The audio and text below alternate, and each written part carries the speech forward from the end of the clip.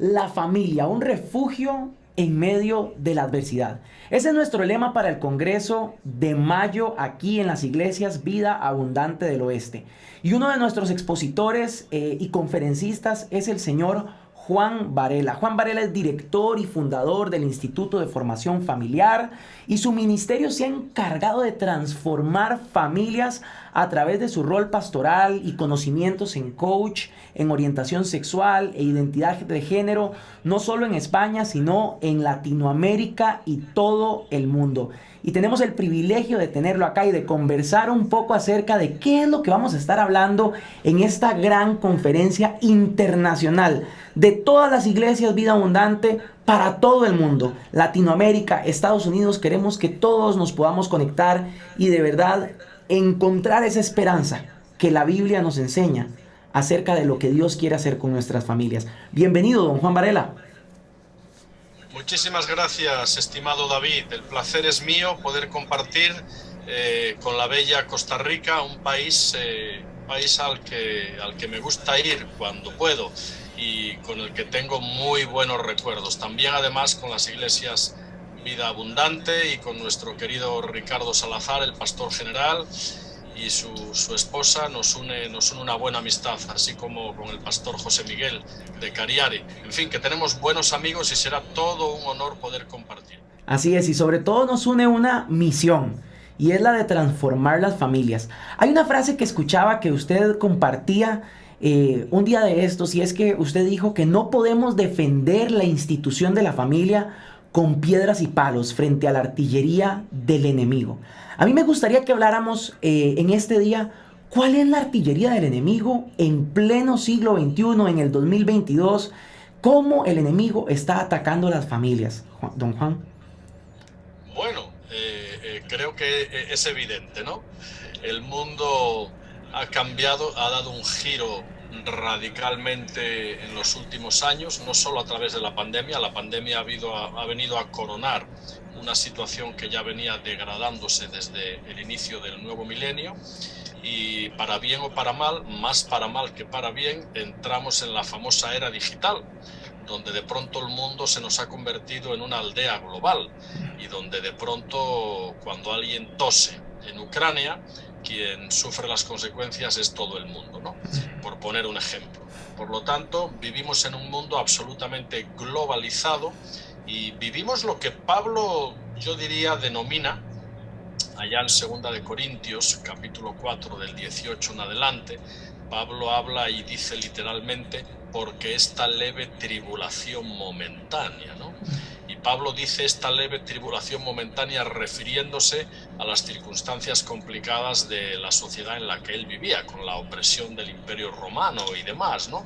Y hablaba de esta leve tribulación momentánea porque Pablo no miraba lo que veían sus ojos terrenales, sino que tenía una perspectiva que iba un poquito más allá. Por eso continúa ese versículo diciendo, no mirando nosotros las cosas que se ven, porque entonces entraríamos en depresión, sino las que no se ven, que son eternas. Llega un momento, por lo tanto, donde la Iglesia tiene que declarar no lo que ve, sino lo que cree.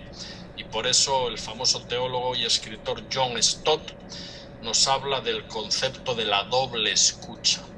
El cristiano tiene que, con un oído, atender a los signos de los tiempos, porque hay una aceleración de vértigo en los cambios sociales y debemos de estar preparados, y con el otro oído tendremos que atender mucho y muy bien a lo que nos dice la palabra, ¿no? Porque dado que estamos en los últimos tiempos y es evidentísimo, tendremos que escuchar mucho lo que la palabra nos tiene que decir al respecto. Claro. Y por otro lado hablamos de que la iglesia, por así decirlo, no puede defenderse a través de piedras y palos. ¿A qué se refiere con eso, don Juan? ¿Cómo es que la iglesia nos hemos estado defendiendo con piedras y palos? Y si no es así, ¿cómo nos debemos defender? Bueno, no podría yo, esa es una frase correctísima, que tampoco es mía, ¿eh? Yo la utilizo mucho, pero esa frase yo la recibí hace ya casi 30 años del prólogo de un libro del doctor Raúl Zaldívar, que se lo prologó un profesor común que él y yo tuvimos y que fue quien realmente escribió estas palabras, ¿no? Bueno, vamos a ver, no podemos defender la fe con piedras y palos, efectivamente. Hay muchísimos aspectos en esta sociedad, en lo que tiene que ver con la cultura de la familia, con la educación de nuestros hijos, con nuestra respuesta frente a todos los ataques que la Iglesia está sufriendo, donde tenemos que prepararnos. No nos basta a una persona que sufre, por ejemplo, confusión en su identidad de género, decirle léete el Salmo 32 y oraremos por ti. No nos basta. La primera herramienta terapéutica para cualquier aspecto es la Biblia. Pero la Biblia, si bien es suficiente para nosotros, para aplicarla, para entenderla y para conocer las claves de una sociedad que no cree en ella, tenemos que prepararnos. Y tendremos que hacer no solo leer y orar la palabra, que es lo primero que hay que hacer, sino informarnos muy bien de las claves de esta sociedad, saber y conocer las estrategias de un mundo dominado por el famoso entorno VUCA, ¿no?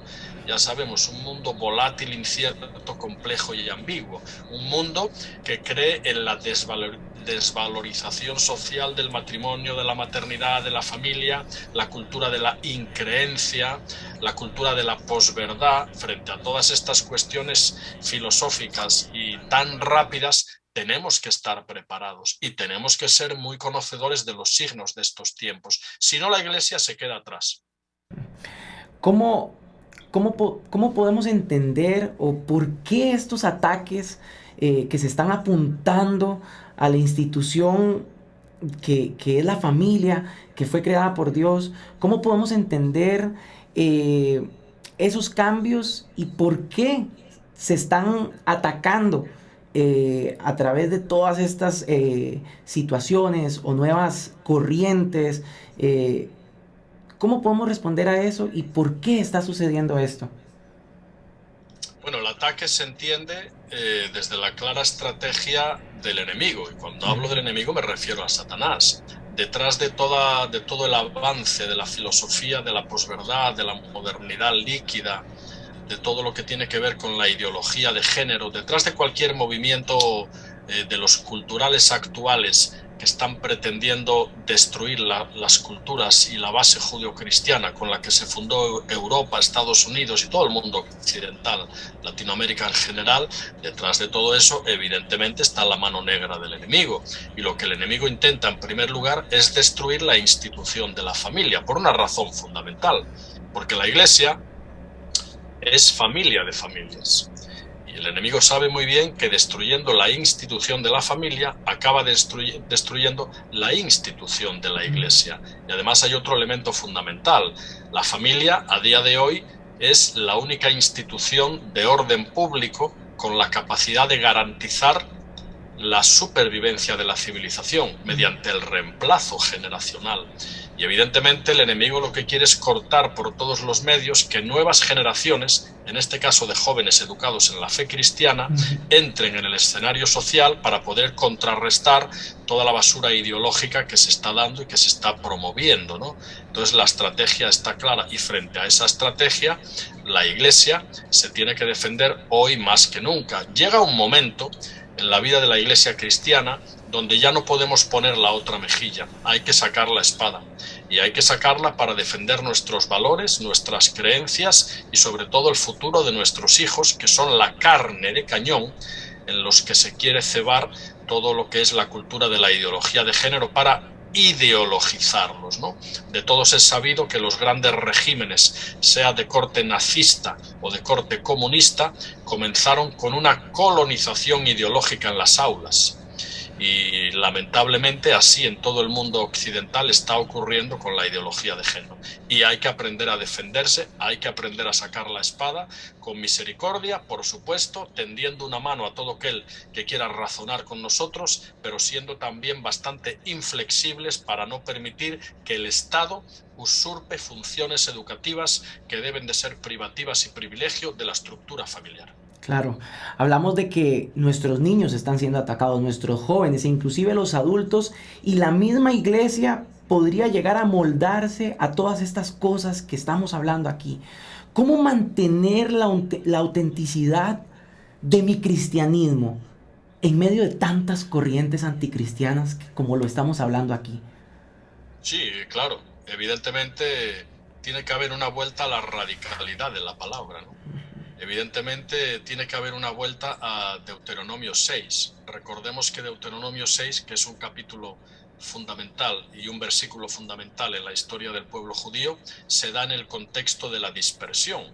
Dios sabía muy bien que su pueblo iba a ser dispersado entre naciones politeístas, naciones paganas, naciones que hacían prostitución religiosa y sacrificios de niños en los altares, y frente a toda esa barbarie, Dios establece en Deuteronomio 6 que la única institución garante de la identidad y de las raíces de la fe iba a ser la familia. Por eso las palabras que acompañan a todo el capítulo 1 tienen que ver con que, y estas palabras que yo te digo hoy, las dirás en tu casa, las repetirás a tus hijos, las pondrás en los dinteles de tus puertas, y entonces ahí, en Deuteronomio 6, Dios eleva a la familia y por constitución y por ende a la Iglesia como las dos únicas instituciones capaces de asegurar las anclas que todo ser humano necesita, que son la verdad y la esperanza. Así es, la verdad y la esperanza es lo que queremos que cada una de las personas que nos está escuchando y viendo entienda que a través de Dios podemos recibir. Y para finalizar, don Juan, ¿qué podemos esperar de este Congreso Internacional? ¿Qué es lo que la gente va a poder recibir? Y cómo vamos a poder ver a una familia transformada, a una institución transformada, llena de esperanza y siendo un refugio? Bueno, lo que yo anhelaría que ocurriera en este congreso es que todos nos aplicáramos la vitamina A. Y ahora te explico lo que es la vitamina A. Yo evidentemente, por nuestra deformación ministerial, en el sentido de que nuestro ministerio está 100% enfocado a las familias, aplaudo, promuevo y alabo cualquier iniciativa como esta de promover congresos anuales donde se trabaje la importancia de la temática familiar hoy en día, desde todos los ámbitos y desde todos los distintos frentes, ¿no?